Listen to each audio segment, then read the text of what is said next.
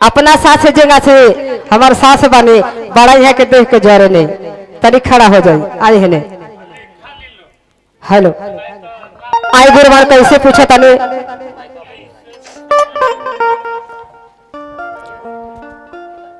सैया से पूछी रौरा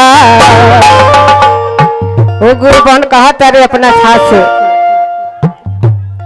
अरे हम इजाजत लेने बने लेकिन पूछे के तो साथ से तो जरूरी बनो सैया से पूछी रौरा कर ले रजिया है रुकना ही सासू जी है जय बिचारा चवा में रुकना ही सासू जी है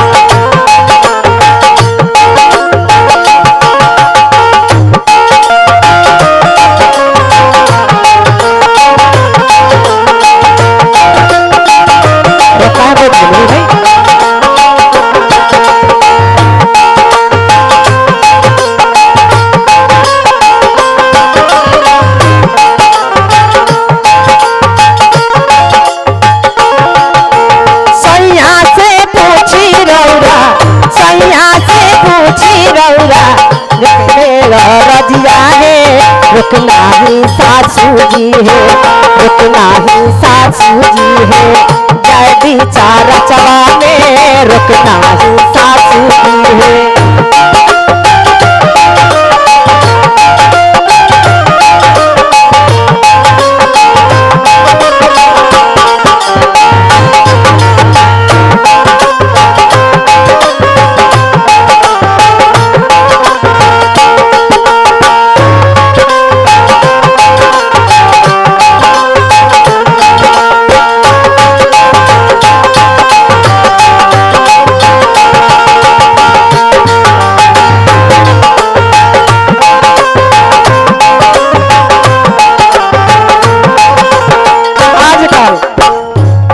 आजकल कहीं जब पतो ही जाता रे लो तो सस कतर जाता रो फिरी के बेटा के कमाई बका के सी चर्चा में उड़ावे लेके जाता रो बाड़ी कहे के बाद जब रुपया पैसा कोनो पैना खारा चला है जब रुपया पैसा कोनो पैना खारा चला है रुकना ही सासू जी है रुकना ही सासू जी है जय बिचारा चवा में रुकना ही सासू जी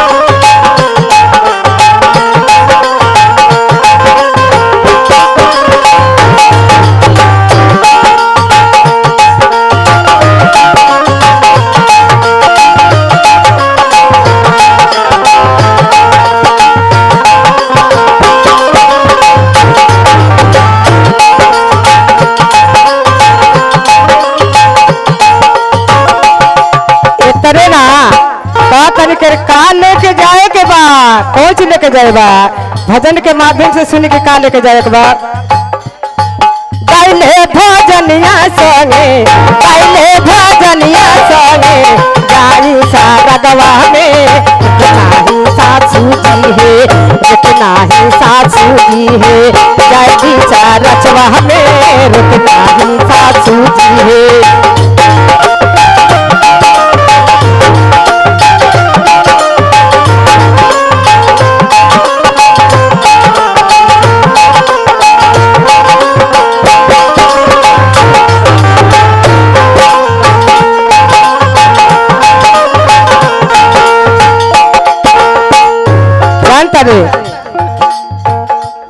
हमार दीदी बड़ा साथ दे दे आ दीदी नहीं माता जी है माता जी के आशीर्वाद बना रहे लो तो कैसे हमने के जाके जीत के चले अब जा महादेव के शरण में ऐसे हमने के 3 गो सूत्र ले ले बन जा और भजन गाओ बन जा काहे गाइले भजनिया हम गाइले भजनिया हम बाई सारा गवा में रुकना ही सासू जी है, रुकना ही सासू जी है। कैदी चारचवा में रुकना ही सासू जी है।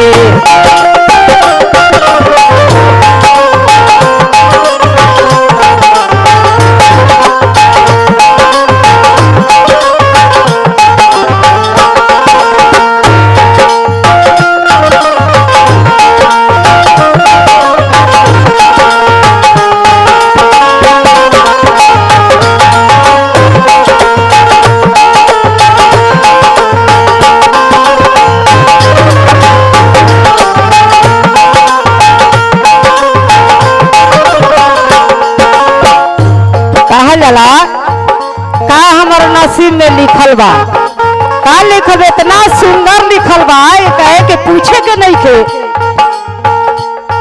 भावे भजनिया हमरा, भावे भजनिया गौरा लिखल बा चानंदवा में, भावे भजनिया लेवा लिखल बा पारचवा में।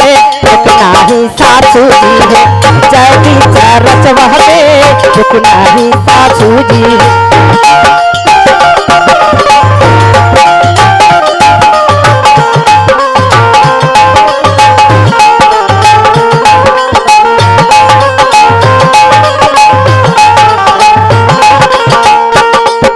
सुभावतु कुर्बान कहेली कहे जाने जाते दिक्कत हो लगता कहेली का जन हम लोग के नसीब में का लिखल बा।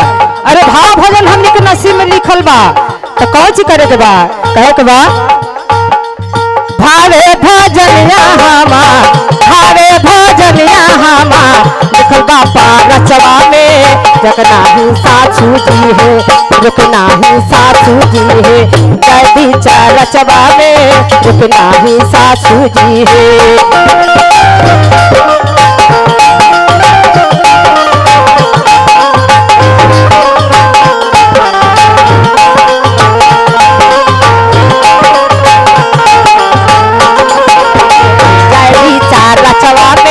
रुकना ही सासू जी है।